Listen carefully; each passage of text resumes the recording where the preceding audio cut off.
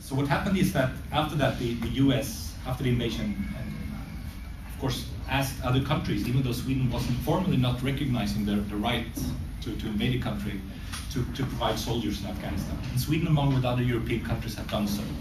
And Sweden is not in the NATO. So it's not only NATO countries, but also other countries that have provided soldiers. Today, we have a growing number of Swedish soldiers in Afghanistan. We have up to 500 from 390 last year. And there's a position in Parliament that we can send 855 of our special forces to Afghanistan.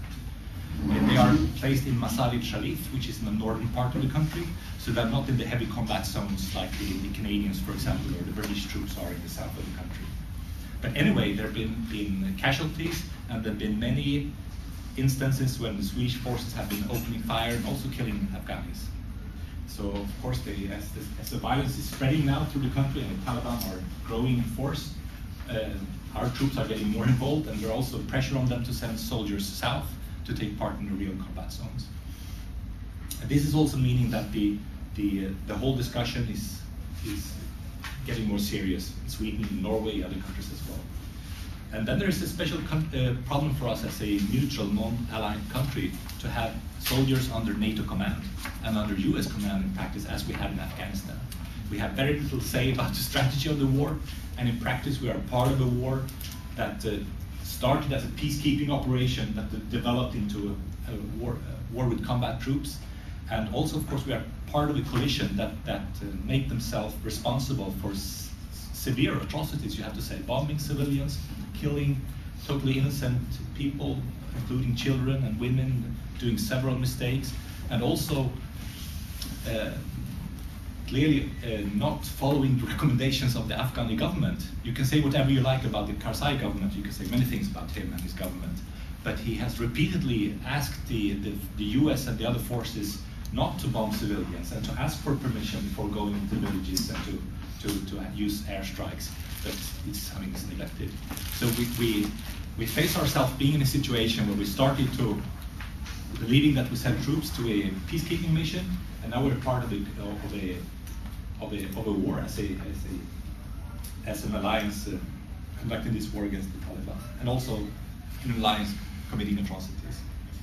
So our main arguments for withdrawing the troops is that today there is no clear strategy. I mean, we keep asking our government and others, what is the military strategy? What are the objectives we're going to obtain in Afghanistan? And there's never a clear answer. And I think that is in itself is deeply worrying, that you are in this war year after year after year, and it's very unclear what we want to achieve in Afghanistan, really. And if you put this in the perspective of trying to gain the confidence of the Afghanis and try to rebuild the country, which is often used in the debate, it has to be concluded now that it's so far a total failure, the war. In fact, the fighting and the atrocities against the civilians make people turn to the Taliban. So the fighting and the bombing in Afghanistan now push people in the hands of the Taliban. And that, of course, it's never a good thing. That's happening, and the Taliban are now spreading their power to new provinces, and they keep big chunks of the countryside. A lot of the military forces live in military compounds, and they only go out in convoys, and they have very little interaction with the civil society in Afghanistan. So I would say that we are part of a mission that now strengthens the Taliban and partly destroys the Afghan society as well. If you look on the Karzai government and what it has achieved, it's clear that sometimes in the Swedish debate and the European debate, it's like we should be the saviors of the Afghans. We should bring the good society, democracy, and infrastructure to them. But the Afghan reality today is that the regime is deeply corrupt. It was a top-down, it's a corrupt regime, which makes it very hard to do a reform or transition to a more to working state.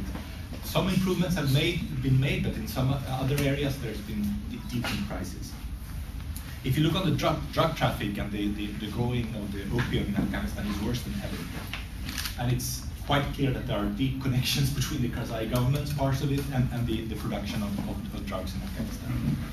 It's a fact that the last year of the Taliban regime, they clamped down on the drug production, of course with their own methods and so on. Since then it's been growing, and the trade has been getting more serious. If you look on the situation for women, and of course the Taliban was deeply oppressive of women's rights. You should have no illusions about them as a movement or support them in any way. But what's happening now in Afghanistan is part of that policy is coming back, but under the new government.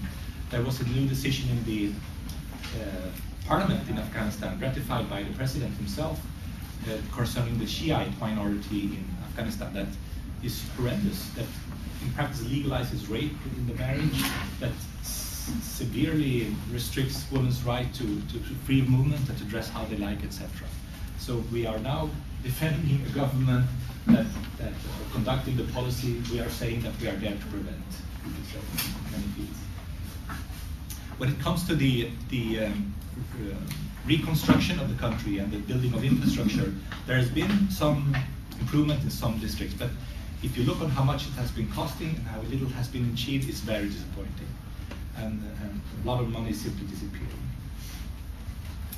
There is a very strong development of the conflict, I would say, that put one ethnicity against the other in Afghanistan.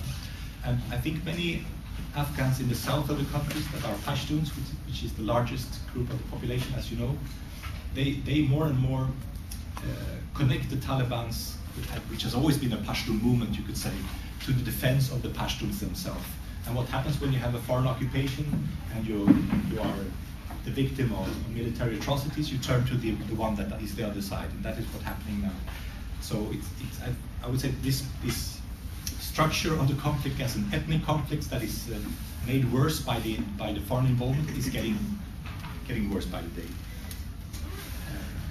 And I think all these things are signs that the military strategy and the present strategy is simply not working.